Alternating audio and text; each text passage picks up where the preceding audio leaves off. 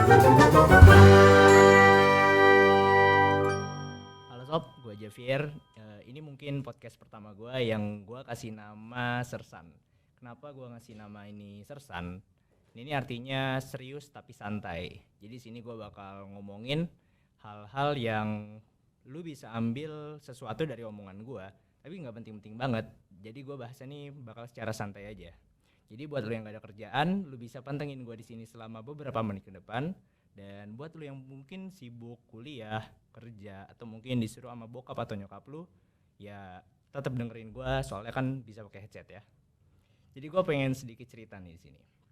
Dari kemarin nih gue scroll TikTok, terus Instagram, ya sosmed gitulah, anak muda kan. Terus gue ngeliat banyak webinar yang ngebahas tentang kepemimpinan gitu. Tamu-tamunya juga narasumbernya gitu keren-keren, ada yang dari sini kan nggak apa-apa lah ya sebut merek karena gue juga nggak jelek-jelekin kan. Ada yang dari Tokped, dari Shopee, terus dari mereka nih founder-founder startup gitu. Pokoknya kece-kece deh tamu-tamunya gitu. Terus kalau gue lihat harganya juga bervariasi nih. Ada yang emang gratis, ada yang murah, ada yang gue sendiri nggak mampu buat ikut acara itu. Nah dari sini gue mikir, sekarang nih emang lagi booming banget ya tentang kepemimpinan gitu. Atau mungkin kalau gue bilangnya leadership ya. Jadi kan lebih keren gitu kan. Nah, kalau misalkan gue ngomong tentang leader, apa yang kebayang di otak lu semua kalau gue ngomong itu? Pasti hal-hal keren dong, hal-hal hebat gitu. Apa kayak ngomong di depan banyak orang, terus wibawa, terus mimpin sekelompok orang, pride, terus nama-nama yang teringat di otak lu kayak Soekarno, Putin, atau mungkin kalau yang lebih lawas lagi ada Alexander, Gajah Mada. Ya banyak lah ya kalau kita ngomongin nama-nama abadi tentang leader ini. Nah terus kan gini nih, leader kan tadi keren gitu kan. Jadi hampir setiap orang ini mau jadi leader, mau jadi pemimpin. Siapa coba yang gak mau kan? Leadernya punya privilege, punya kelebihan, punya hak-hak khusus terutama dalam lingkup organisasinya dia nih. Kayak contohnya nih, pemimpin ini pasti lebih didengar daripada orang lain, ya kan? Gak mungkin dong yang didengar ini bawahan daripada pemimpinnya. Pasti yang didengar yang di atas. Terus pasti pemimpin ini lebih dilihat daripada orang lain juga. Punya apalagi punya pride. Dia punya kebanggaan tersendiri dari statusnya itu. Ya gitu-gitu deh. Pasti dia punya kelebihan tersendiri. Nah, tapi dari semua orang yang mau jadi pemimpin ini, yang pantas jadi pemimpin tuh dikit. Misalkan ada 100 orang yang mau jadi pemimpin. Paling pantas cuma 1 atau 2 orang doang. 98 ini nggak pantas karena dia emang belum memenuhi kriteria-kriteria yang diperluin buat jadi pemimpin. Nah kalau orang-orang kayak gitu itu jadi pemimpin, nanti ketika dia udah kepilih, dia ini bakal pura-pura amnesia, pura-pura lupa sama kewajiban-kewajiban dia, sama janji-janji yang sebelumnya dia udah kasih ke orang-orang yang mau milih dia tadi. Padahal nih kan jadi pemimpin ini nggak gampang kan ya. Dikira tinggal angkat tangan gitu. Misalkan ditanya siapa yang mau jadi pemimpin, saya gitu. Ya kalau ketua kelas iya, kita tinggal angkat tangan, bilang saya mau jadi ketua kelas, jadi ketua kelas. Tapi gue di sini nggak mau ngebahas dalam lingkup ketua kelas, minimal lebih tinggi lagi ya. Kayak misalkan organisasi dalam tingkat jurusan, fakultas, atau mungkin perusahaan yang lebih tinggi lagi. Nah, terus misalkan kita mau jadi pemimpin juga, kita nih harus memenuhi banyak kriteria kan. Contohnya, kita harus punya orang-orang di belakang kita. Kita harus punya orang-orang yang nge-backup kita nih, yang ngedukung kita.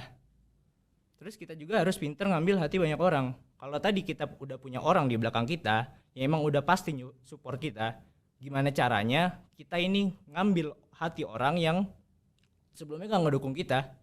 Awalnya misalkan mereka netral, terus dengan cara kayak gimana, misalkan orasi, atau dengan wibawa kita, atau dengan kelebihan yang kita punya, kita bikin mereka yakin kalau kita ini adalah pemimpin yang ideal bagi mereka.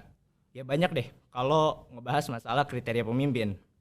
Terus sekarang bentar, gue mau nulis sesuatu.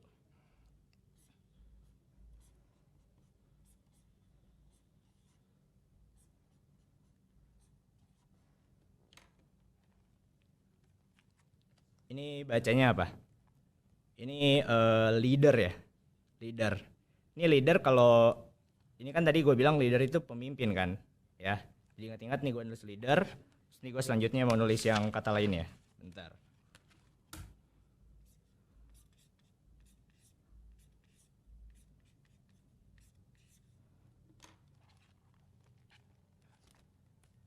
Ini sekarang leader, ya. Leader. Kalau tadi gue nulis leader, sekarang gue nulis leader, ya mirip kan ya. Ini leader nih artinya kalau nggak salah tangga. Koreksi kalau gue salah ya. Soalnya bahasa Inggris gue rada-rada juga. Nah, tadi ini leader sama leader tuh kan mirip banget ya bahasa Inggrisnya.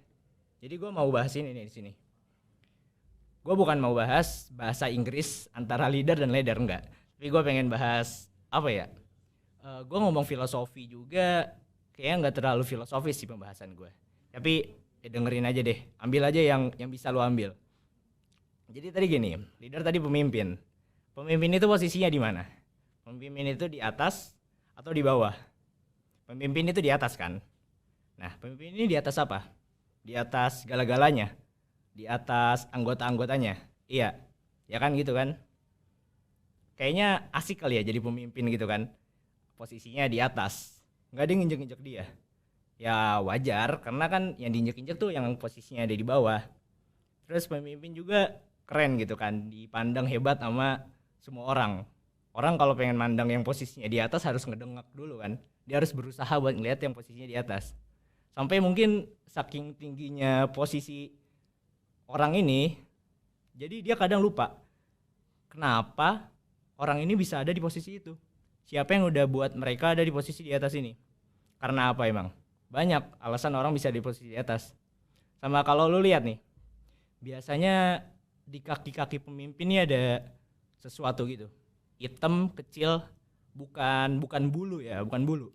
Tapi kalau lihat lagi tuh kadang tuh ada lintah-lintah yang nempel di kaki pemimpin. Kerjaan lintah ini nih ngisepin darahnya doang. Mau darah bersih, darah kotor, pokoknya diisepin sampai kering tuh darah. Terus kalau misalkan lintah-lintah ini udah kenyang, ya udah mereka cabut. Yang penting mereka bawa sesuatu dari hasil isepan mereka tadi. Nah, buat lu yang lihat lu jangan kayak tadi ya. Maksud gua bukan kayak pemimpinnya, tapi jangan kayak lintah yang ngisepin darah tadi. Nah, tadi kan gua bahas masalah pemimpin yang posisinya ada di atas. Terus orang kalau mau posisinya ada di atas, itu tuh harus pakai apa? Kalau mereka pengen nyampe di atas, apa? Pakai lift. Iya benar. Mungkin apalagi eskalator. Ya benar juga. Tapi gue pengen bahas yang lain. Tangga yang lebih tradisional lagi. Yang hampir ada di setiap rumah orang. Ya mungkin kalau rumah lu nggak ada tangga, tapi pasti lu tahu kan tangga itu yang kayak gimana. Coba sekarang kita ingat nih, tangga tuh kayak gimana sih? Panjang dari besi, terus tangga tuh diinjek-injek. Tangga tuh dipakai kotor-kotoran, kena cat, kena hujan, kena panas, kena dingin. Udah kayak gitu, tangga ini sering dilupain sama yang make. Misalkan habis make nih pagi-pagi, terus dilupain nih sama yang bekas make tadi, dia naruh tangga ini di mana? Padahal udah dipakai loh, tapi nggak diingat sama sekali gitu. Terus kadang juga misalkan ada 2 orang nih make tangga kan biasanya ada yang megangin, ada yang naik gitu. Nah, setelah selesai make tangga, yang 2 orang ini saling berebutan buat balikin tangga ini ke posisi semula. Jadi dia nggak ada yang mau tanggung jawab nih antara 2 orang itu. Padahal kan dia udah pakai si tangga ini, udah pakai jasanya, udah pakai badan si tangga ini buat naik ke atas kan. Tapi dia nggak tanggung jawab. Nah, tapi walaupun tangga ini kayak gitu, dia ini pasti ngelaksanain apa yang udah menjadi kewajiban dia, apa yang udah jadi hakikat dia sebagai tangga. Dia pasti nganterin orang yang pengen naik ke atas. Ini tuh ke atas, dianterin sampai selamat ke atas. Seandainya yang naikin ini jatuh, tangganya juga pasti ikut jatuh kan? Pasti jatuh. Ya seminimal-minimalnya kalau tangganya nggak jatuh pasti tangganya yang disalahin. Ah ini tangga gak bener. Ah ini tangga kakinya rusak nih harus diganti. Ini salahin tuh tangganya. Sama misalkan gini nih, ada nggak dari lu yang pernah ngeliat orang kalau naik tangga udah nyampe atas nih, udah nyampe atas pohon, nyampe atas rumah, itu dia bawa tangganya nih, tangganya ditarik ke atas, ditaruh di samping dia, dibawa sejajar sama tempat dia berdiri atau tempat dia duduk. Gue yakin nggak pernah kan? tangga ini pasti didiemin di bawah, ditinggal gitu aja, padahal yang naik ini posisinya udah di puncak. Tapi lebih parah lagi nih, si tangga ini bukan cuma ditinggal doang, tangga ini dia disuruh nunggu di situ, di tempat dia diinjak-injak, di tempat dia berusaha, dia disuruh nunggu. Kalau suatu saat orang yang naik ini itu bakal turun. Jadi tangga ini bakal mastiin orang yang punya ini naik dengan selamat dan turun dengan selamat juga. Bentar, ini gue melorot. Nah, coba bayangin kalau tangga ini orang ya. Orang ini udah kerja keras. Dia udah berusaha semaksimal mungkin. Udah effort 100% lah kalau kita bilang. Mungkin kalau kita analogiin, tangga ini karyawan dan pemimpin ini sebagai seorang bos. Nah, si karyawan ini, dia udah berhasil nganterin bosnya sampai ke puncak. Tapi dia nggak pernah diajak buat menerima penghargaan, buat menerima achievement dari bosnya sama sekali. Jadi nerima segala kemewahan, segala tepuk tangan, segala pujian itu bosnya doang. Si tangga ini enggak. Dia cuma ngeliatin aja dari bawah. Coba sakit nggak jadi orang kayak gitu? Udah kerja mati-matian, udah segala macem, tapi yang nerima penghargaan orang lain. Ya mungkin kalau dilihat sekilas itu sakit ya, sedih lah kalau ngeliat orang kayak gitu. Kasian. Gue juga yakin hampir nggak ada yang mau dari lulus semua yang dengar gue di sini. Jadi kayak si tangga tadi, udah ngasih segalanya tapi apa yang diterima? Nggak ada. Tapi gini deh. Coba sudut pandangnya kita ubah sedikit, kita putar sedikit. Kacamatanya coba kita ganti. Jangan ngelihat si tangga ini cuman dari segi dia dimanfaatin doang. Atau cuman dia dapat capeknya doang. Jangan kayak gitu. Pernah kepikiran nggak? Kalau si tangga ini sebenarnya punya value yang besar. Atau si karyawan ini adalah orang yang punya nilai yang besar dalam dirinya. Nah, kok gitu? Jadi gini, kan misalkan kita tadi ibaratnya karyawan sama bos ya. Terus si karyawan ini adalah orang yang dikasih segala tugas sama si bosnya. Orang yang udah nganterin si bosnya ini sampai puncak. Misalkan si karyawan ini dia dikasih semua tugas, yang mana secara langsung dari tugas ini dia dapat banyak pengalaman, dapat banyak relasi, dapat banyak ilmu dari apa yang udah dia lakuin. Kayak misalkan bosnya nyuruh karyawan A suruh ngelakuin nyelesain masalah di bidang produksi. Otomatis dia dapat banyak pengalaman dong di bidang produksi itu. Dia dapat banyak kenalan, banyak relasi orang-orang seputar dunia produksi. Dia dapat ilmu juga dari situ. Otomatis value dari karyawan ini naik kan. Nah terus kita lihat si bos ini tadi yang nyuruh-nyuruh. Si bos yang posisinya udah dari puncak, yang kerjanya nyuruh-nyuruh si karyawan, apa yang dia dapat? Apa? Gelar. Iya oke, dapat gelar. Dapat apa? Achievement. Oke, dapat apa lagi? Uang. Ya jelas, bos pasti dapat uang, jadi orang kaya. Tapi udah, itu aja. Sesuatu yang suatu saat bisa hilang, sesuatu yang bisa bilang nggak berharga lah sekarang. Apa tadi? Dia punya gelar, punya penghargaan apa? Banyak kok sekarang orang-orang yang gelarnya panjang atau penghargaannya banyak tapi dalamannya kosong. Terus apa tadi? Uang. Dia jadi crazy rich mungkin. Banyak kan kasus sekarang crazy rich, kesandung skandal, kesandung masalah, terus dimiskinkan. Hilang hartanya. Terus apa kalau udah hilang itu semua? Dia nggak punya ilmu kan? Dia nggak punya pengalaman. Karena tadi sebelumnya dia nyuruh-nyuruh si karyawannya tadi buat nyelesain semua masalahnya. Gimana cara dia naik lagi? Harus berpangku tangan ke orang lagi. Nah, tadi bosnya itu tuh, value-nya nggak nambah. Karena dia benar-benar nyerahin semua tugasnya ke karyawan tadi. Nah, orang sekarang banyak kejebak sama hal kayak gini. Kacamata mereka hanya fokus sama hal yang kelihatan doang. Ya emang gak salah, bener. Karena kan kita manusia ya, kita cuma punya 5 indera. Kita cuma bisa ngelihat apa yang ada depan mata kita doang. Kayak misalkan kayak gini, gue ngelihat ini ada laptop, gue ngelihat depan gue ada mic, di sini ada, lu juga bisa lihat ada buku kan. Ini yang karena terlihat depan kita. Kayak misalkan yang gak terlihat, kisah perjalanan orang buat mencapai suatu pencapaian emang sesuatu yang gak terlihat kan. Kita gak bisa nanyain semua orang sukses, semua orang hebat tentang gimana mereka mencapai kesuksesan mereka. Gak bisa, itu bakal buang-buang waktu, bakal buang-buang tenaga. Itu bakal, wah pokoknya gak bisa deh. Nah terus gini nih, sekarang nih banyak leader yang kayak gitu. Leader yang gak bisa ngapa-ngapain. Bahkan mereka sekedar nyelesain masalah internal aja nggak bisa. Mereka nih bingungnya minta ampun. Misalkan ada anggota mereka, ada anggota A dan anggota B lagi ada masalah. Masalah ini sampai dibawa ke kerjaan yang nggak selesai, ngaret segala macam. Terus si pemimpin tadi nih, dia nggak mau bantu nyelesain masalah antara A dan B dengan dalih, biarin aja toh itu masalah mereka. Saya nggak punya hak untuk mencampuri urusan mereka. Ya mungkin ada benernya, tapi kan sampai kerjaannya keganggu nggak bisa kayak gitu, nggak bisa angkat tangan gitu aja kan. Terus misalkan kayak gini juga, ada leader yang nyusun pembagian tugas aja nggak bisa. Wah banyak banget sekarang kasus-kasus kayak gitu ya.